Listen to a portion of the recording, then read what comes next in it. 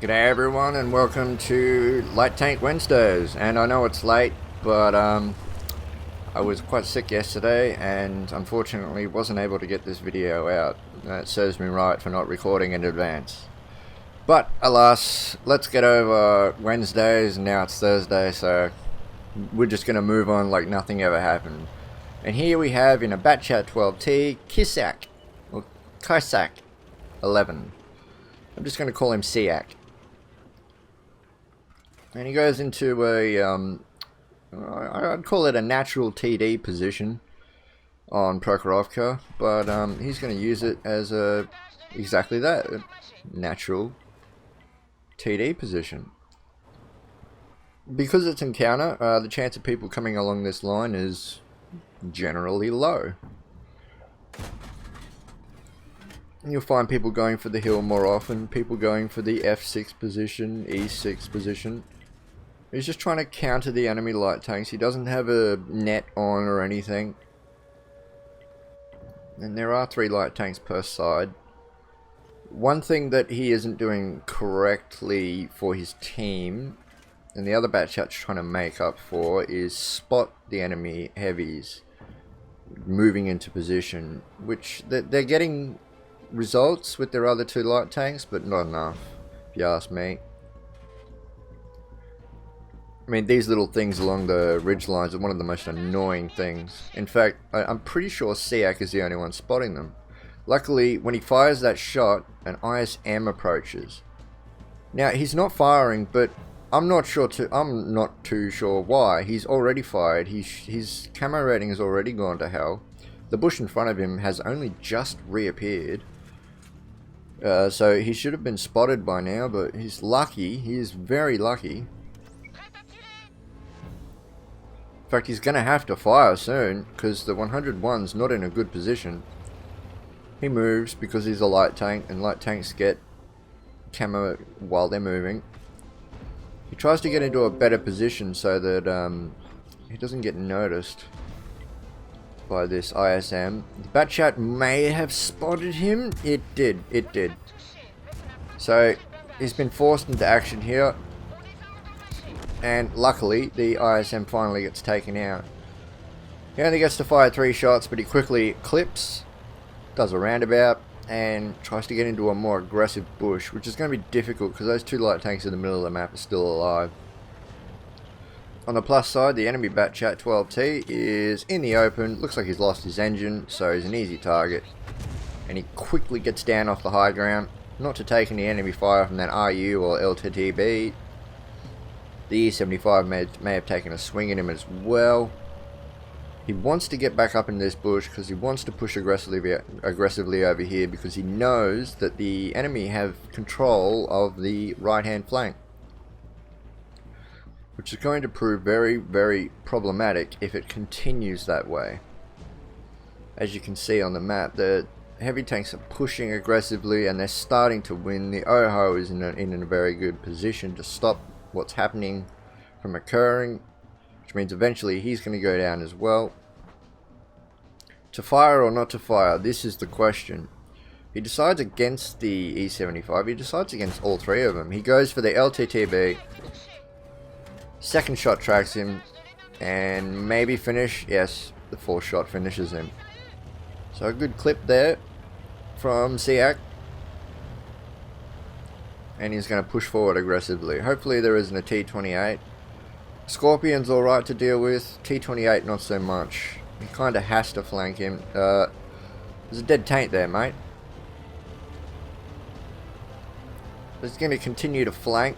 And an E1 tier 9 medium tank pops up in the middle of the map. So he's going to have to light him up. There he is. Locks on. He's going to do a drive-by here. This is very risky. Oh, misses the 2nd shot. 3rd shot's alright. 3rd shot, yeah, not a 4th.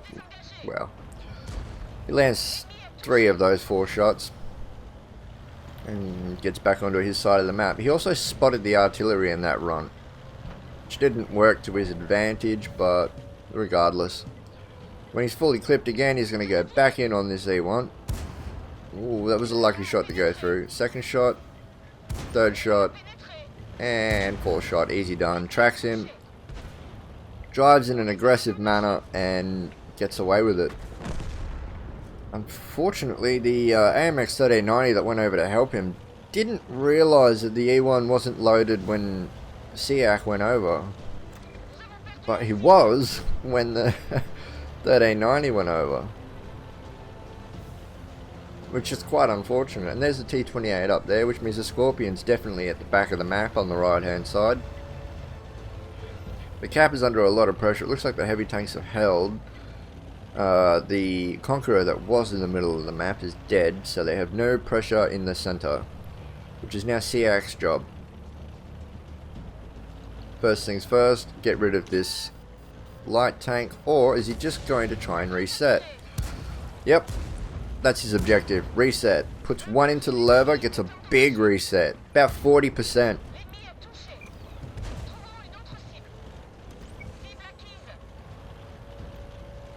Use Discord overlay in game. Well, thanks for reminding me.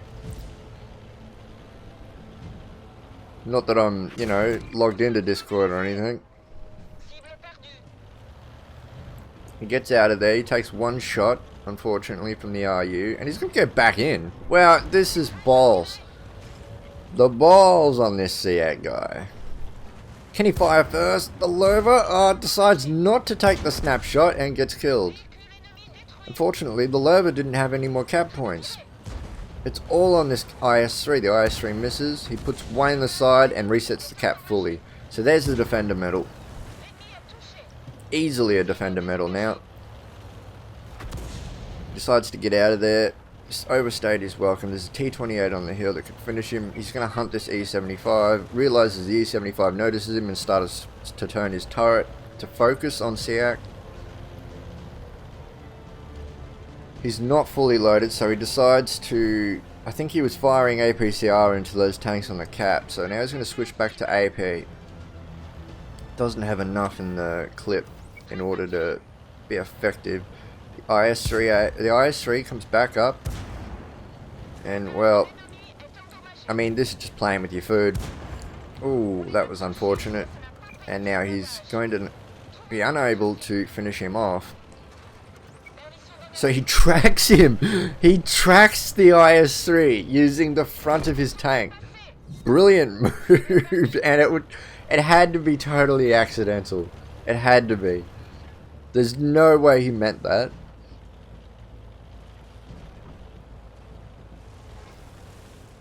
He's going to hunt this T-28 prototype. Gonna hit it from the back. T-28 can't turn his turret all the way around. I'd go for the tracking shot if I was him, and he does. Misses. Decides, no, I'll just go for the engine. Doesn't get a fire. Doesn't get a crit either. The T-28 knows he's there now, and he's trying to turn his turret to focus on the OHO, which means ksiac is still in a dominant position over this T-28. T-28 not really giving any respect to ksiac, and he's going to be punished for it. Now he realizes he's in a lot of shit. Well, that was just shame. Shame on the T-28. He should have treated the light tank with more respect. He didn't, and he paid the ultimate price. Now, to drive down south and to give this 4502B some assistance, he's full health, he's going to drive across the open. There is an artillery somewhere around here. He's going to surprise the E-75, bounces off the side, hits him on the second attempt, third attempt, no luck. He's going to have to go for the rear here. He does and finishes him off. That's his 5th kill, and he's up to 5.3k damage. I only just noticed how much damage is done. He just missed the artillery as well. The artillery was right next to him and making his journey over the train tracks. This match would be a lot closer if ksiac wasn't roaming around in his light tank. There's the artillery. Here, piggy, piggy, piggy. And 3 shots should do the job. He's going to reload. He can't just reload instantly. He decides 2 shells is better than 1, so he switches over to his APCR.